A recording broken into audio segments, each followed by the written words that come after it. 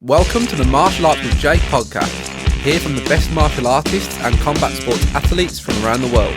Don't forget to like and subscribe, and I hope you enjoy today's episode.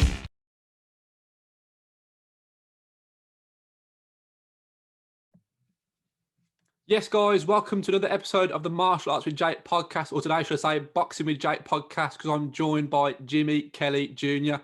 Jimmy Kilrain Kelly Jr, WBO World Title Challenger, WBO Intercontinental Champion, and WBC Youth World Champion. Thank you for coming on, mate. Yeah, mate, thank you for having me. I really appreciate it. So, how did you start boxing and why? I think I started boxing more because it was my dad used to box, and obviously when you're younger, you want to like follow what your parent does, and my dad always used to just take me to the gym, like similar to what I do in mine. And now just like take him down, and probably similar that you've had, just get dragged along. Same me and my man, yeah. Like brought up into it. People start for different reasons, don't they? But if you start in younger life, it's normally is because like your dad does it. Yeah, you got probably haven't got a choice. You just dragged out of the gym, aren't you? Then over time, you get a bit more involved. Like my son's 4, so I take him to the gym with me like a couple of times a week. And he's got like he's into like Marvel at the minute, so like he'll take all these Spider-Man toys and play with them. But I think as the years go by, like he might start having punch in the bag, and it just gradually goes from there, doesn't it? So just the same what happened with me. I just started with my dad, going down, following him, and just messing around, and then before you know it, like that's your living. We're the same with the kids that I teach. We all like kind of pretend that they're Marvel characters, so they're like, when they're doing the self-defense stuff, they're the Hulk or they're Thor, Spider-Man. I think it's great for the young guns as well to kind of think they're superheroes at a young age, because it does inspire them. Yeah, like my son keeps saying now he's dead angry. He's like mad for the Hulk at the minute. He's like, Daddy, I'm very angry. He keeps like pulling their face and like squatting down and tense his muscles. So yeah, I think they can. It's like an archetype in it, the hero archetype, so they can sort of maybe lose himself a little bit instead of like being conscious about themselves doing like martial arts. Like they probably put themselves in the shoes of like a superhero or something like that. Yeah. So, what gym did you start training at then when you first started off? Where was it?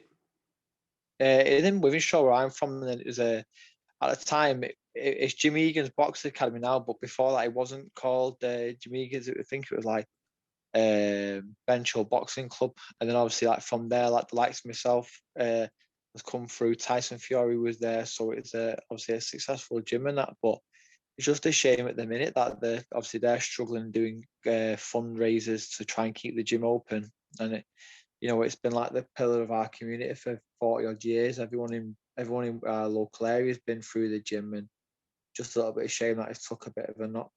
Did you have that real community feel then? Was it one of them places that kind of all the kids in the area kind of went to? Yeah, I think the two main things, like there's the amateur football club like Wivenshaw Amateurs, and I think if you played for them, I was shy of football, so I never played football.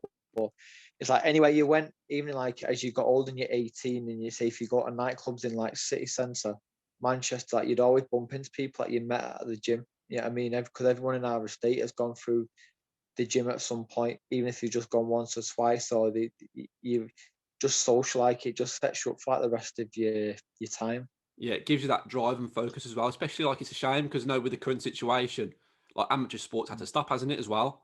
And for a lot of young kids and up and coming boxers, it's gone for them. So like, what are they doing with themselves at this time as well? It's a real shame. Yeah, well, there's a lad from obviously our area, Wivenshaw, called Tony, who was like a really good boxer, and he was obviously like a promised amateur. And I think the lockdown got to him, and unfortunately, like he murdered someone who was like a good lad in the area, and it's obviously not excusable. But when I read it in the paper, he said that he struggled with the gyms being closed, and mental health, and it's not an excuse. It's not a nice for the by a victim of the family, but this COVID stuff does have a knock-on effect with people, and they don't know what.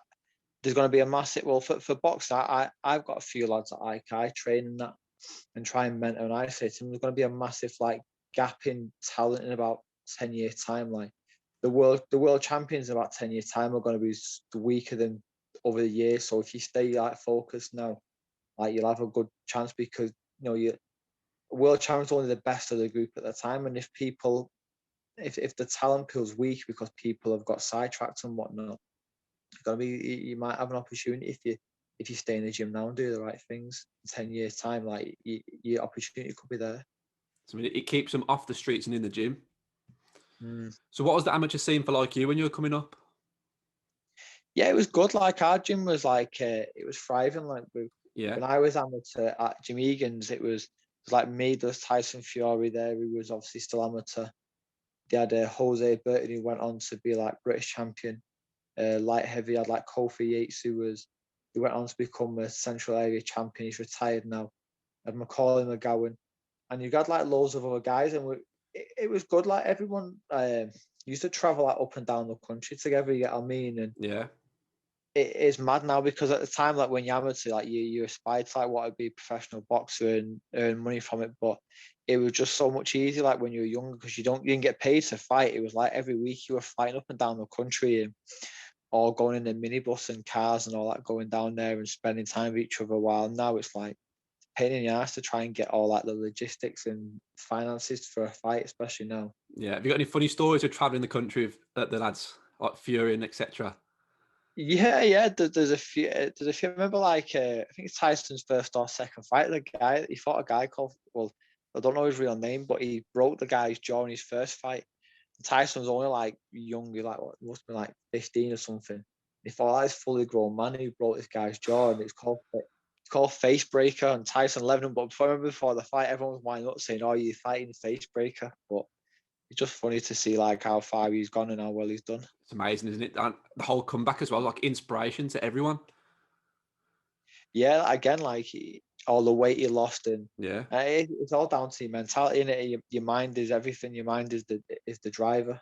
Absolutely, especially in combat sports as well. Is it again like it gives you that mentality to succeed in future life as well? If you don't go down the professional route, it gives you that mentality to succeed in anything you put your mind to in life. Yeah, like that's the thing that there's lads that when we were at Jimmy Egan's, like if they never turn professional, they went on to do other things like join the army and everything like that. And you sort of get that blueprint of success. Like it's not just necessarily like the blueprint exclusively for sport or boxing. It's just a blueprint for success as a whole. Like if you work hard, if you do the right things, if you take responsibility and do all these things, like no matter what you do, that can be transferred to, and work for whatever you want to do. Do you feel like being boxing from such a young age made you grow up quicker as well? I think in a lot of cases, yeah, because like in the gym, like I was always like with my dad, or I was with like the group of people that were older, and like a lot of my best friends now, like I've seen like both my good friends that have been like my best friends for years, and they're like 7 and 10 years older than me. You get what I mean? And remember when I was at school, like everyone used to go out on like a Friday and Saturday night, like hang around the park. I was like, it's just not enough for me. Like I'm used to having like higher level conversations with people. You get what I mean? And being with Yeah. older people who are more mature. And last thing I want to be doing is go and sit with like a load of helmets from school at the park. You get what I mean? I thought, even now, like my missus is a lot older than me. Like she's 40 in a few months, and she looks fucking fantastic for her age. But even like when I was younger, like I always liked older women because I thought a young one that's like dead immature, like they're not enough for me, like to contend with. You get what I Yeah. mean? I think it does. Like you have to be like mature. You have to take responsibility. You have to be disciplined, and maybe it does make you grow up a little bit. Like when you used to being disciplined, it's something that probably comes as you get a little bit older. And Yeah. when you're 15, 16, you want to be a bit of a twat of a kid, don't you, and mess about. And obviously that goes against what being successful in sport is all about. So how many amateur fights did you have then, roughly? I think I had about 80. And I lost about 6 or 7. So yeah, I always lost to like I see at a decent level. You get on me, and I never. I was competing like all the time, and I enjoyed it. And in hindsight, like at the time, like you're always looking for. It's like when you're at school and people say, like, "Oh, enjoy school because it's the best times of your life," and then you never realize it until you leave. And remember, like when I was amateur, I was like, oh, "I can't wait to turn professional and all this other stuff." And but in hindsight, it was like the best days of your life, and you used to be going. You used to like get days off school to go like because you have to travel to fights and stuff like that. And in hindsight, you look back and you think, oh, it was dead easy and a good time. But it's taking nothing away from my life now. Like I love my life now, but it's just like a little bit in hindsight. It was, you don't know how good the times were. Obviously now they're gone. Do you ever think about going down the Olympic route with boxing? Because I know you turned pro quite young, didn't you? Yeah, I did it. There was 'cause I won, like, I boxed for Great Britain. I won like a silver medals when in the European Championships, and I won a bronze a year after.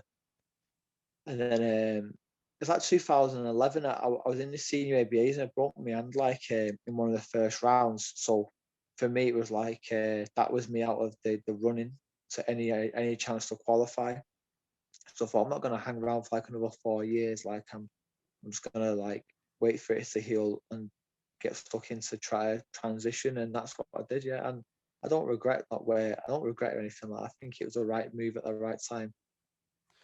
Did you feel a big step up going from amateur to pro? Because I heard a podcast with Carl Frampton the other day, and he was mentioning about the gloves when he first got hit with a bio-pro. I think he only fought like a journeyman in his first fight. He said like he could feel the difference straight away. Yeah, it's funny because obviously I was only like 18, 19. I was like tall and skinny. And I remember like obviously when you're amateur, you wear a head guard and the gloves are still 10 ounce, but the weight's just distributed different. Like all the padding is on the knuckles, but not really around the wrist. But when you turn professional, like all the padding is like on your wrist and the knuckles are bare really. So when I got in the ring, like without a vest or a head guard, I just felt like dead vulnerable. You know what I mean? I felt like Yeah, dead naked. I thought like the lad that was making his debut as well, so it's pretty unheard of. Like a lot of times, like when you turn professional, like the guy like who's making his debut fights of journeyman that's had about 10 fucking million losses, and it's like a safe fight. I thought another guy was making his debut, and like I didn't know anything about him. So it was like quite a live fight stuff, and I can remember catching him early in the first round and hurting. And I've gone for the finish. I remember catching us with like a right hand on the side of my head, and you could feel like the difference in the gloves. You know what I mean? yeah. But as time goes on, it's like anything, you just get accustomed to it, and I don't know, like toughen up to it, and you're callous towards it. I suppose the caliber of the lads that you were training with day in day out there at Jimmy Egan's were kind of helping you already for that level anyway. Yeah, like all the fights that the skill wise prepares you for that, but obviously professional was more like a rugged, like Yeah. and tough game. You get what I mean? And yeah, I served like a good apprenticeship. I had like the right fights at the right time. Yeah. So you started young, 18, as a pro, and you had a massive run, didn't you? It was like title after title at a certain point, weren't it, for you? Yeah, I hit a good bit of momentum in like 2015 where um I think I had like 13, 14. I think I don't know what record. I think it must be about 12, and I was something like that going into 2015. And I just think sometimes like you hit like a bit of a stride like in anything you do in life. And 2015, like I hit a good stride and I got a good momentum. And I was quite lucky really. And I think that the start of the year I had like a warm up 4 rounder with a title already scheduled like a few months later. Then at the end of the year with like a world title, and I worked really hard that year. And yeah, and you know it was it just come with momentum. Like every fight that year, I just got better and better and better. Then obviously towards at the end, the last fight of the year with the Lee Smith fight. So yeah, even though like I lost that fight from where I was the year before, like if you would have said like 12 months previous, like you're gonna fight for the world title next year, I'd have been like, no chance. You get what I mean? But I worked hard for it. Were there a lot of lessons learnt in that fight? Yeah, like it was a massive turning point in my career. Like, and it's still like I still don't think I've had the opportunities to show like what I've learned from that fight. And with other situations and stuff like that, obviously with COVID. But yeah, I learned loads from it. And I know it's like people always say like, oh, you learn more from a loss than a win. But I always used to think it of like it's like some rubbish that someone told you to like console you when you're lost to make you feel better. But if you're a proper man and you can look at yourself like in the mirror and say, why did it go wrong, and what do I need to do in the future, like you can the lessons are there, but you just got to be true to yourself and Absolutely. be honest as well, brutally honest. Did it feel like it was too big of a thing at such a young age as well? And especially, I know it might sound a stupid question, but the added thing is like, as well as it being a world title fight, There's also that, Yeah. I don't know, I'm not from the area, but the whole Manchester Liverpool thing as well. Yeah, it was a lot of pressure, and that didn't really play the part in my mind. Like I enjoyed the build up, and I don't know, like did it come too much too soon? I don't. Sometimes I'll say yeah, and other times I'll say no. Like there was the I thought about 9 weeks previous, like when Liam Smith won like the world title, he beat John Thompson, and I fought on the undercard, and I beat his like Argentinian. It's like a gatekeeper really. It was like really tough fight to be fair. And I put him down a few times like through the fight, but there was like headbutts and elbows that had gone in, and my face was a bit of a mess. Even like I won every round, like it was just like a grueling fight. Like I got punched on the hips all the way through the fight, so like my back was a little bit sore after the fight, and I was like pissing blood, and my hands were sore, and my face was all like bruised up and that, and I spent like the night in A&E after the fight, even though I won, and it was a really grueling fight to be fair. And for that, I sort of had a break after that fight. I thought, well, I need a bit of a break now, and I started having like a bit of a niggle in my elbow, and I wasn't supposed to fight until like the February time, and Liam Smith was supposed to fight Shane Mosley, obviously like, defend his title. Then that fight fell through. Then about 5 weeks before, so bear in mind I've just rested really for like a few weeks, still a bit sore. And I got the call and said, like, I know it's short notice, but if the money's right, would you take it? So I was like, yeah, absolutely, yeah. And obviously, I had like a bit of momentum, and I thought, yeah, I can do this. Like, I'm getting better every fight. That last fight, even though it was really tough, like, it's gonna stand me in good stead for this. Like, it's gonna be even tougher again. But I know that if I just find an extra couple of percent, like, I can do it. And I don't know, like, I think that me training for the fight didn't go as well because I think after like 4 fights previous in that calendar year, like obviously making weight and that I just started to feel like a little bit niggly, you get what I mean? Like my back went in one of the last spars, and I had a scan on that, and I was just my body was just like a little bit damaged, you get what I mean? Like 'Cause it's like, so what's that, mate? like you said though, you're always gonna have that mindset though, no matter what's going on. You're offered a world title, you're always gonna have that belief in yourself that you can achieve it. Yeah, of course. But then like when the fight came, like I think round four, like I had like I was kind of having like a niggle in my elbow, and the injury of that like went in the fight, and I had to have surgery after the fight. But even still, like that would have made a difference. Like I felt all right early on, but obviously Liam Smith's like a slow start, and he makes you work, and his tactics were just better than mine, and I lost, and it was back to the drawing board. Yeah. What do fight camps look like then for a fight of like that magnitude?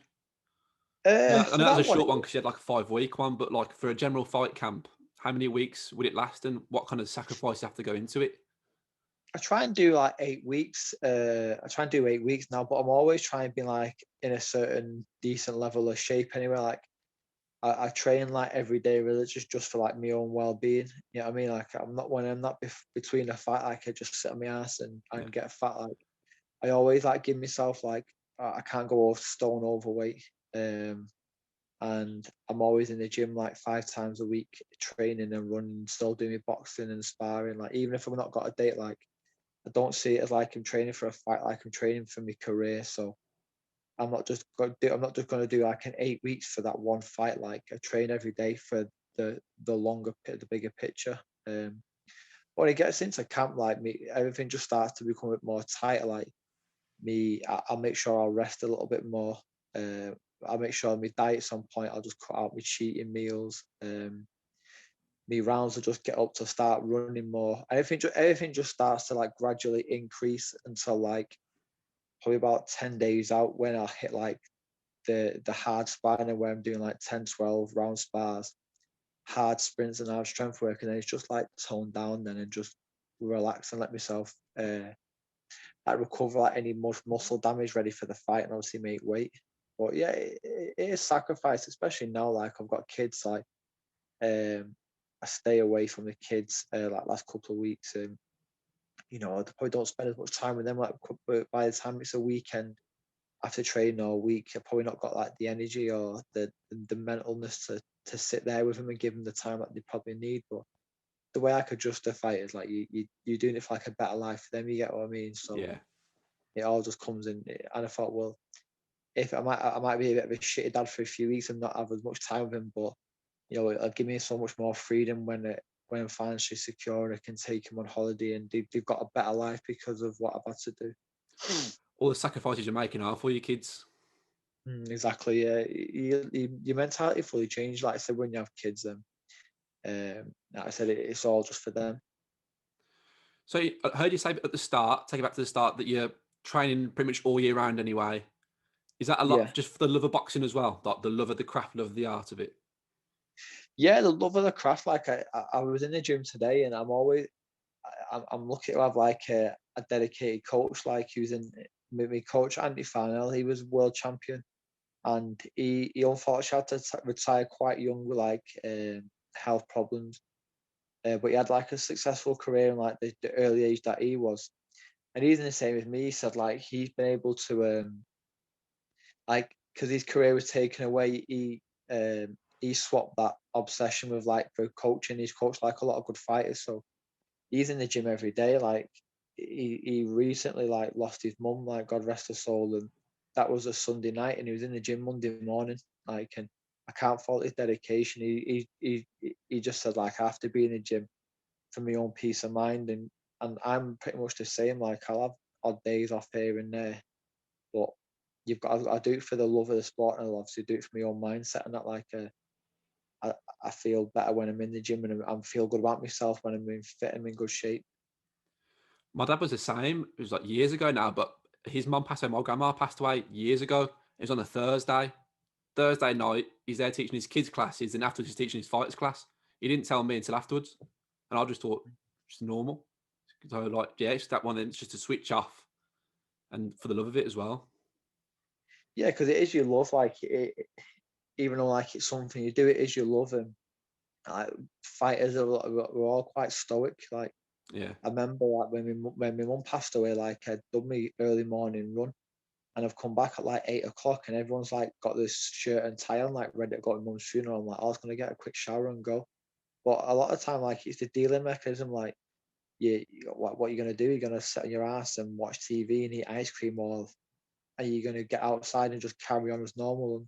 And especially like someone like your dad, like people look up to him, and you lead by example a lot of the time, and people look up to that and going, oh well, look how he dealt with that. Like, and that's leads an example for the future. If when the kids grow older, and if anything happens to them, they'll take that away subconscious. Like, that's what I've got to be like. I've got to be strong in the face of something like that. Like, I've got to be the one that people can rely on. it is escapism as well, isn't it? Which again, it's this pandemic is taking a lot of it away from people. Yeah, people's escapes. Like, my missus like loves going on holiday. Like, yeah, after fights, like we always go away and spend like a nice few weeks. So she can't wait to get away, and that's like her bit of escape. Because she works hard, she's got her own business, and her bit of escapism is like, I want to go away and get some sun and relax. And I'm quite lucky because mine is like the gym. You know what I mean? Like I live my dream every day. So even though like I can't wait to get away as well and relax and unwind, have a bit of a change of scene, like I can't really complain because like I live my dream every day. Did your dad play a big part in your career then? Yeah, my dad still plays a big part in my life now. Like we he'd probably the same with your dad. Like he's a big shadow. Like when you're first growing up, and I was like quite a soft kid growing up, and I'm probably like the last person. Like if you had a lineup of like who'd be a boxer out of everyone, like, I'd probably be the last person. But my dad was always like, it's like I tried like with my son. Like I took him football, and he didn't like it the first time I took him, but I said like we've got to do 8 weeks, like, and after 8 weeks, if you still don't like it, like we're just gonna move to something else, and we're just gonna keep trying different things until we find what you enjoy. But my dad was like, even though I didn't like it, but we're a bit nervous or something. Like, it's like a nerve-wracking thing, and you feel like you've got a massive pair of shoes to fill. Like you probably have the same with your dad, and Yeah. it's quite daunting. It's like a lot of pressure that people don't really realize, and people can say like, "Oh, maybe it was all right for you because your dad was there and your dad was into it." But like with that, it might be like a positive, but also it's like a big. It's a lot of pressure on your shoulders. the end of the day, like I remember like my dad always. I remember that I always used to be like scared to spar, like because it was quite big for me. Like I'd spar like older kids, like well, like probably a similar size, but maybe like more mature and more like mentally mature and stuff like that. And even like I used to like have nightmares and like, oh, dad, I can't like be nervous. But dad would always like not force you, but he'd be like, look, you've got to confront your fear. Like that's the first and foremost. Like if you don't ever box, like that's fine. Like it's not about that. It's like you've got to confront your fears. Remember like the lad that I always used to spar. He always used to beat me up. I remember he stopped going, and then I think he didn't go for must have been like a year or two, and obviously carry on going. Then he come back and I sparred him, and like difference like shown, and I, I, I, I the spar was dead easy. And for me, that was like the first time that you could actually see like the process was like, oh shit, like I've stuck to this, and look how easy it was like 2 years ago. I could Yeah. have just been like him and stopped it, and then he's in the same position, but I've progressed, and that's when like I was only young, but that's probably like the first time in my mind that I thought, yeah, I can see this process now, like, and then it's always just the same battles that you overcome, like there'll be someone that you spar now or a style that you've got to overcome, and you just have to overcome it, and it's just it's the same process, but it just gets bigger every time, doesn't it? Is that when it first clicked saying, yeah, I want to make a run at this, I want to be a boxer after that incident then? It probably didn't click then. Like, remember my dad was like, "Oh, you're doing well. Like, you're gonna box now." And I was like, "Oh, all right." So like, I think it was 10 or something. I had my first fight and I got beat. I remember like, it wasn't really the fact that I got beat. It was more the fact of like, oh, like my dad was this like well-known person in the area and like good boxer. And it was like I felt like the afterbirth. You know what I mean? It was Yeah. like I felt like the failure's son. And I remember like just being like sat in the chair like in the change rooms after the fight. It was like in a local pub or something. And like cried, like, what are you crying for? I said, oh, I just feel like I let you down. Like I wanted to be like yourself, you get what I mean? And it's like, don't worry about it. I said, it's like, and it was good that you have like a lot of dads that will attach their own ego to their kids, Yeah. and it's like their failed dreams have got to put on the shoulders of the children, You see it on the and football all the time, don't you? all the time. Yeah, you see it with everyone, and it was never like that. And I thought, and I think that was like a lot of pressure then off because I probably thought like, oh yeah, like I got beat. I'm upset like I got beat, but I'm more like embarrassed and I maybe feel like I don't want to be like this. Like my dad would be ashamed of me, and he wasn't. And I was like, and I think that's probably when like there was a lot of pressure. So my dad was like, I was like, well, what do we do now? And dad said, oh, you're gonna fight the same lad again. And I was like, all right, cool, no problem. And then I did, and I beat him. And then I think the same lad said, I think he obviously spoke to Steve Egan, who was like the one of the coach at Jimmy Egan's, and he said, it's 1-1. Do you want like a third fight? And my dad was like, yeah, go on then. And then I remember going to like this show, and he never turned up like for the show. So yeah, Take that as a win for you. Is your dad still heavily involved in coaching now as well? yeah, my dad, yeah, my dad just floats about. You get what I mean? Like I just started. Well, prior to lockdown, we started training more with each other because like with martial arts for like a long time, like I took a bit of a backward step because I thought I can't really get an injury. You get what I mean? Or Yeah. anything happening. We just started doing like BJJ together. I thought, but my dad's getting like my dad said keeps saying he's getting old, he's like in his 50s, and all that years of hard training. I'm like, look, I'm not really wanting to have like hard training as well outside of boxing. So we both just started doing BJJ and just a little bit of gi stuff, though I can just try to just like technical aspects, and it's good, isn't it? It's good to like train together and that again. I'll train in BJJ, mate. I can tell you now. I think I've picked up more knocks doing BJJ than I have striking. Yeah, I think, but the thing what we do, we just drill, like we don't try and like kill each other and him like choke me and me not tap out and that. We just put our egos aside and just like, oh, should we do this? Like we're doing like spider guard and stuff like last couple well before lockdown and that. So yeah, it's good to get back and just to do it like as like old man jiu-jitsu, I guess, Yeah. because of let me phone aside one sec. As like my dad is obviously feel like he's getting old, and for me, like, I don't want to pick up any injuries, so that's probably something that I've seen myself doing if like I can't train as hard as I do now. My body's broken in like my 40s. I'll probably just stick to something like that. It's great for keeping your mind sharp as well, because you constantly have to see, like boxing, you have to see openings all the time as well.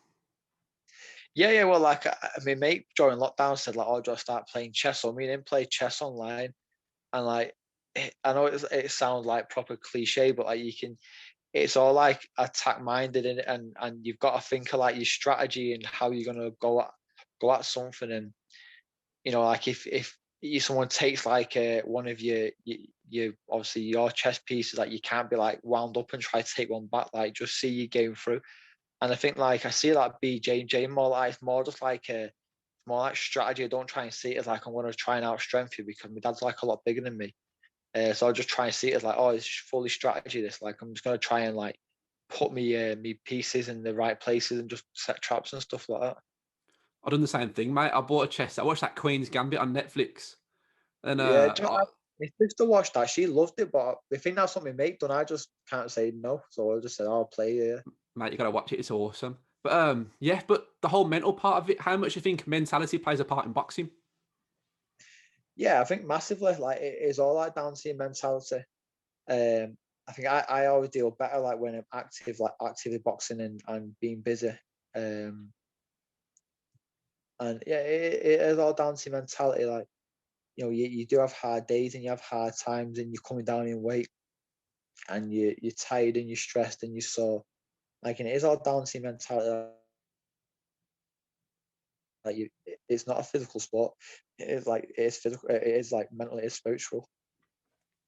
And like, you had that trip to Australia as well for the Dennis Hogan fight, wasn't it? Yeah, yeah. Then Soga fight. Yeah, Yeah, and I watched that one as well, and I thought you were quite hard done in that one. And the whole yeah, mentality now to come back after that one as well now to in your future. yeah. I just laughed. All I can do about the Dennis Soga one is just laugh because I think one judge gave it like 11 rounds to 1 to him, and it's like I can't even like get mad at it. I just laugh like, and you just took the experience from it. And for me, that was like I was always big for like the weight that was fighting. I was like a big like middle, and I was towered over everyone. I thought even like Liam Smith was taller, and I felt like I was the bigger man, and that's like a good thing to have, like to be the bigger fighter. But then there comes like it's like a fine line by being the bigger fighter and stronger than to be drained. And I think that was the last fight that I could make it, and like I lost like quite a lot of weight in the week of the fight. And I think it had its negative effect. So I felt as I'd done my, but I didn't feel like I was my sharpest, my usual self. And I own my own, that's down to me. And I've tried to start my campaign in middle. Like I've had a few. I've changed trainers after that. So I had one fight since, and obviously it's been a bit of a mad time with everything going on. Like I moved trainer, I moved manager, managed by my friend James, advised by a fella in America, Chris, with a Havoc Boxing. And it's just like a run of bad luck. I signed with Greg Cohen, who was a famous boxing promoter from New York. Then he hit some legal trouble, so I got released from that, and then straight away supposed to fight back in Manchester last April. And it was about 10 days before the fight that he just locked everything down. And then it's just been a little bit. There's been bits and bobs of boxing going on and stuff like that, but it's not open up like fully. But the good thing is like me team's got like a couple of irons in the fire, and we're just waiting to pull the trigger on them because the travel restrictions are changing all the time.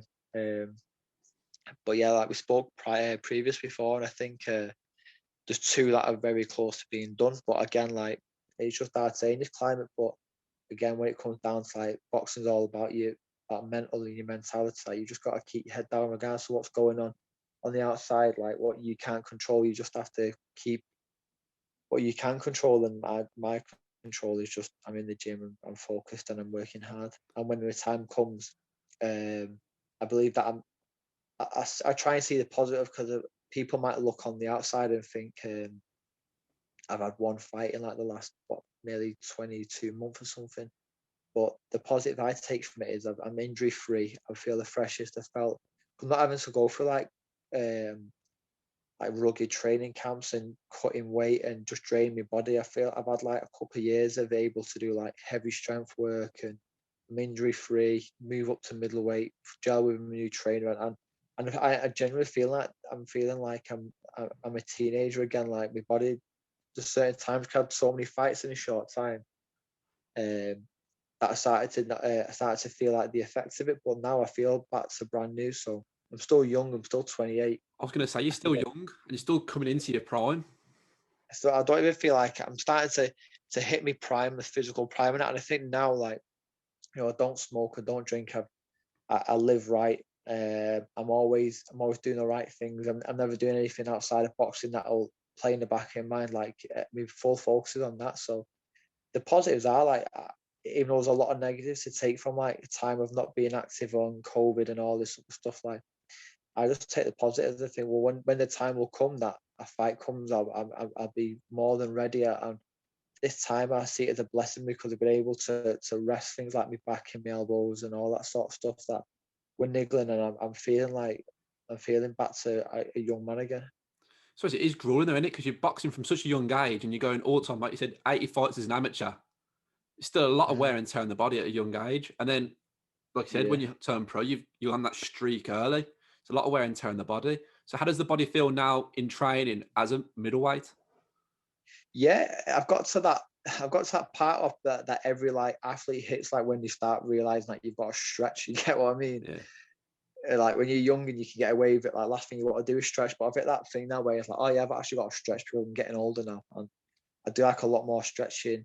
And because I'm a big lad anyway. Like I'm like 6 foot, and I was always big for like middle. I was always towered over everyone, and I did have to cut a lot of weight to make like middle, and I still have to cut like a sizable amount of weight. But I think it's like in the healthy regions, like that I have to do now. But yeah, I feel like I feel $1 million now. Like I've been able to train like without pressure, because when you're able to train in a relaxed environment where you've not got the pressure of fight, like I can go in the gym and we can just drill, and I can practice things that I want to work on, and we can do it for weeks on end. But when you've got a fight, everything's like DEFCON 5 in it, where you've got to be at your peak, and you want to win every spar.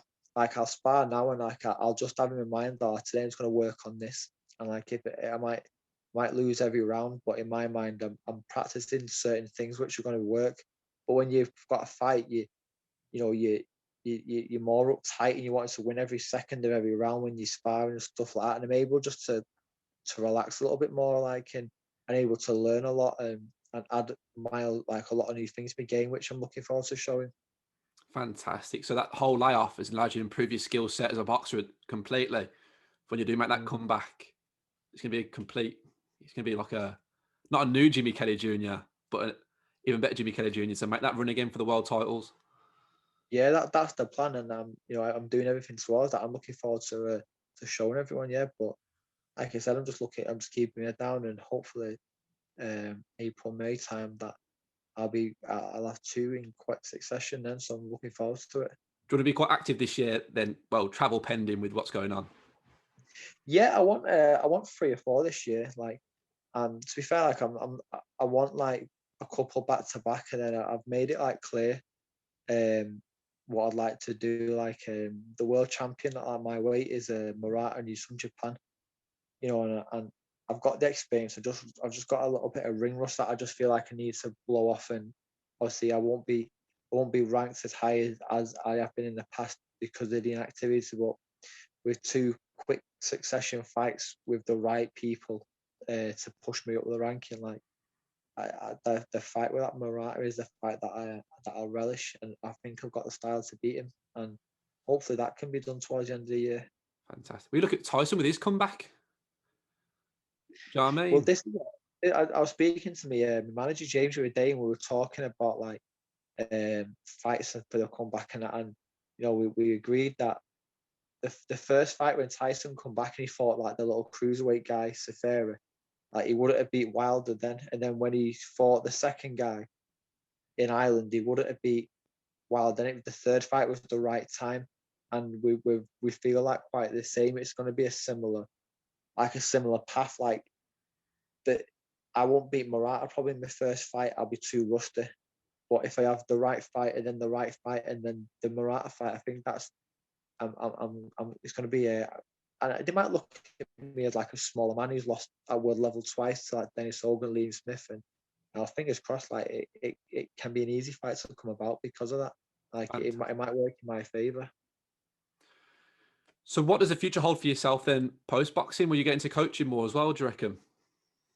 Yeah, I'll get into coaching more, but I'll always obviously stay in the sport. But I want to see what my kids can do as well. Like I've got two kids and they're both very different. You get what I mean? And I want to see like how I can like what they want to do in life. I want to see what their dreams and aspirations are because, like I said, even if I don't become world champion, like I've had every opportunity to do so. So I'll see what my kids want to do, and I think I'm one of them that once I finish boxing, like I don't mind dissipating. I think a lot of people struggle with like getting out of the limelight, or not saying in the limelight, but the attention from a fight build up. Like I'm not attached to, I've not got my ego attached to that. Like once my time's up, I'm done. Like and I'm not bothered about anybody knowing who I am ever again because I'm comfortable in like who I am as a person. Like I want to see what my kids want to do, and if it can help them, like it's all about them then. And yeah, I'm that's exciting for me to see what they want to Absolutely. do and who they grow into as people. World champion dad. Yeah, I think my daughter's probably going to be the one that's going to be the boxer because You she's reckon?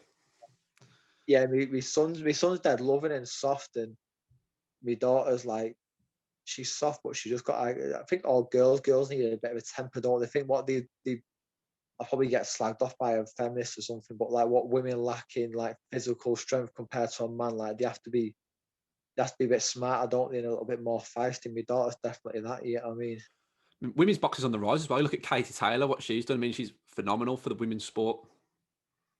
yeah, dude, it is on the rise and it's getting more accepted. Like my team in America, Havoc, they've got Melissa Parker, who's like 3-0. I think she's going to be fighting for a world title soon. And so I think it's you don't have to have as many fights as you do as a man. So I always think maybe like Serafina might like be the one that comes through. Fantastic. Final question for you, Jimmy, if that's all right. And I've finished all Yeah. my interviews with this. If you had to start again, what advice would you give to a 16-year-old Jimmy Kelly Jr.? Hey, it's a hard one because my initial thought would be like, I'd have a list of people as just be like, look, these are people that you think that you can trust and that are on your side, and they're not. So stay away from them. But on the other hand, like I'm a mile. Everything's got a lesson on it, and there's been certain situations with people that you probably trusted along the way, and then they've not been who you thought they were. But then like you project you project your value structure onto people, and you assume that that's what they're like as well, but they're not. So, but in hindsight, the easy thing is to pick something and say I won't do that, but I wouldn't change anything. I'm not saying it's been a perfect ride, but it's been it's been my one, and I've learned from it, and I'll continue to probably be in situations that I'll have to learn from again, and it only leads to being a better person, I guess. And your story's far from finished, mate. Would you say trust is quite a hard thing in boxing then? Because you look at the promoters, a lot of them in it for themselves, and the managers, etc. Is it hard to kind of get that trust in boxing? Yeah, I have a team. I think I've built a team now with people that I really trust. Like I trust my coach Arnie. Like I trust that he's a good person and he's there for the right reasons and he wants to see the best of me. My manager James, like, is a friend of mine, like first and foremost, and I know like that he wants the best of me. Like my friend Dave, he's always there. He's always been like behind the scenes when I thought like I know that he's there for the right reasons and I know I can trust him. And maybe just have to do a bit of trial and error. Like sometimes like you might have to, you know, the thing is for what people might take it personally in boxing, but boxing's a business, you know what I mean? And Yeah. I might be young and up and coming and then the promoters obviously might invest a lot of money into to someone like myself, and then there might be like another younger up and coming kid that they might go, oh well, he might turn out to be better, so I'll just put Jimmy to him. And I just don't find it. Just don't take it personal. I just take the personal out of it. And if from my point in my career, like I'm really strict to probably like what I would have put it like, people blame like a lot of other people in boxing, like Don King stole money, like Alan Mike Tyson. But at the end of the day, like you only allow that's only down to you. Like you can't blame somebody else. Like Yeah. it's got to be synchronicity on it. Like that's happened to because you're allowed it to happen to. Like there's no point in taking it personal and getting wound up with someone. Like don't put yourself in a position where you feel like it can happen. And if it does happen without you knowing, you just learn from it and just don't take it personal. Control what you can control, can't you? Really focus on yourself. Exactly, mate. Exactly, that's the one.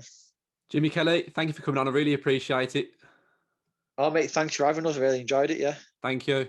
Hope you enjoyed watching, guys. I hope you enjoyed today's episode. Don't forget to hit the follow button. And if you're watching on YouTube, don't forget to like, subscribe, and hit the notifications button so you don't miss out on my latest episode. And for more martial arts content, follow me on Instagram, Facebook, and TikTok. Just follow @martialartswithjake.